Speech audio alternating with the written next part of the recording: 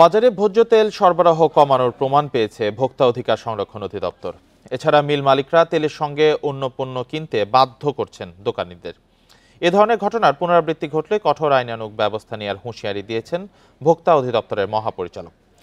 রোববার রাজধানীর কারওয়ান বাজারে অধিদপ্তরের প্রধান কার্যালয়ে ভোজ্য তেলের পাইকারি, খুচরা ব্যবসায়ী ও রিফাইনারি মালিকদের সঙ্গে মত বিনিময়ে এসব কথা বলা হয়। এ সময় রমজান মাসের আগেই বাজারে ভোজ্য তেলের সরবরাহ সংকট তুলে ধরেন দোকানিরা। মিলারদের বিরুদ্ধে বাড়তি দাম নেয়ার অভিযোগ করেন তারা।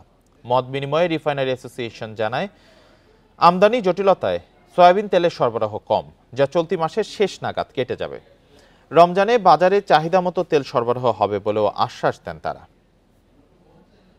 অন্য পণ্য কিনতে বাধ্য করা হলে মিল মালিক বা ডিলারদের বিরুদ্ধে আইন অনুযায়ী কঠোর ব্যবস্থা গ্রহণ করা হবে। ঠিক আছে। তেলের মূল্য সংক্রান্ত রিপোর্ট মিল মালিকদের সঠিকভাবে প্রদান করতে হবে। ভোজ্য তেলের প্রোডাকশন এবং সাপ্লাই কৃত্রিমভাবে বন্ধ করা হলে সে ব্যাপারে কঠোর ব্যবস্থা নেওয়া হবে। সবাই আমরা একমত হলাম তো?